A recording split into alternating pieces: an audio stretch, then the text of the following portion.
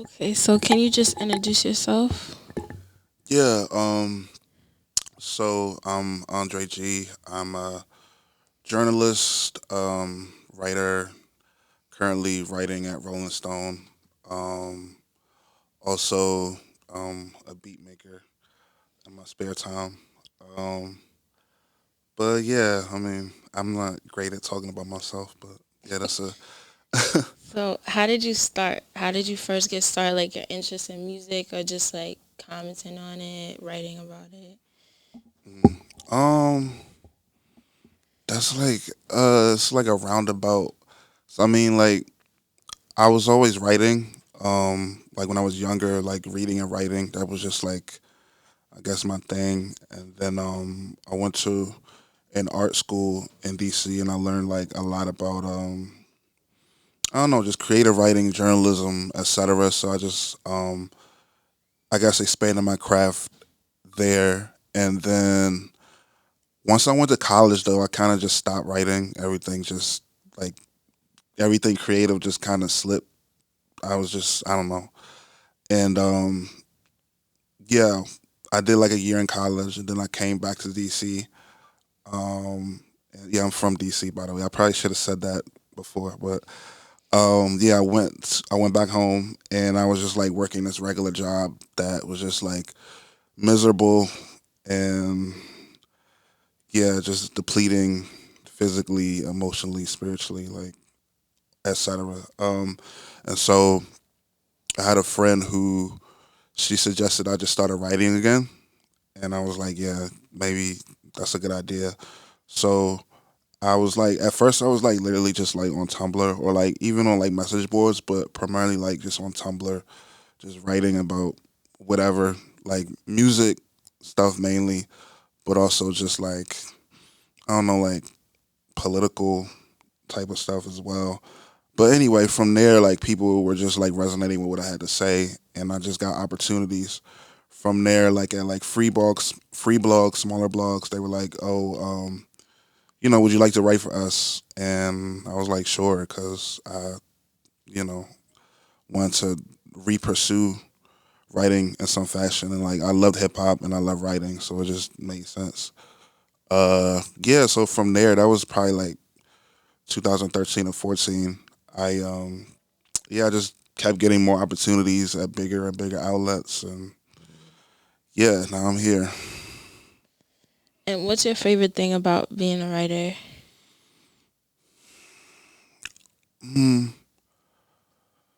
One thing, I mean, if it's like just one thing, I mean, there's so many elements of it I love, but I think just storytelling, telling people stories, just being naturally curious about people, and just wanting to know where they came from, what inspired their art, what they've been through in life, what that taught them about where how that helped them get to where they are now, just like that kind of thing. Um, I don't know. I mean, everybody has their own like story, their own journey through life, and so getting the chance to like just chronicle that for people is like really fun and rewarding. And so nowadays, with Twitter kind of being a main way people get information, do you feel like a sense of like social responsibility because you have an audience when it comes to what you write about? Because that's one of the things I really like about you as a writer is like you hold people accountable. Like nowadays with Twitter and TikTok, we just see things we kind of scroll past, but I feel like people like you are able to like make people stop and be like, wait, that was not okay. So can you Mhm. talk about that a little bit? Yeah, I think. Thank you.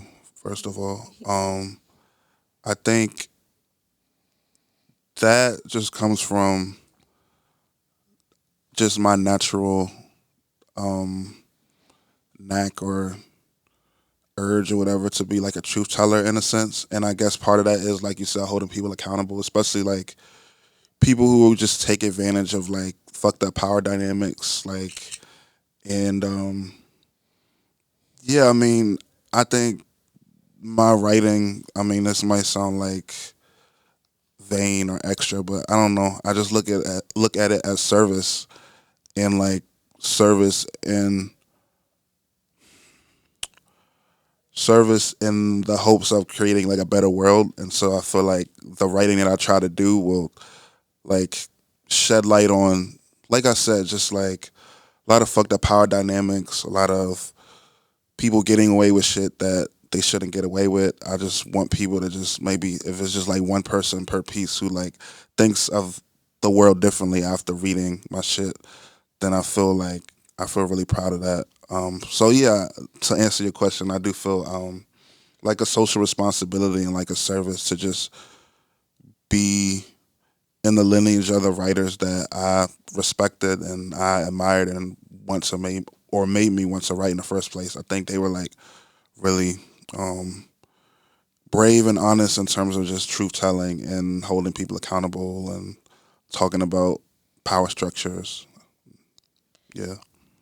And lately, we've been seeing a lot of the bigger outlets or media outlets like Vice and Complex, and I think Pitchfork recently lay off a lot of people and kind of change the way they lay out their company. So, what do you think is the future of like this type of media in terms of music? Because I think nowadays people, even the fans, are kind of catching on that certain things are like just press runs, versus like Yeah. the media outlet actually believing in the artist or thinking it's quality music. Yeah. So, what do you think about all that? Oh my God, It's like a that's a lot in lot. one. I guess just like where I could see media going. I mean, things are looking bleak. Obviously, like you said, a lot of outlets, like damn near every 2 weeks, it seemed like it's another outlet like doing layoffs.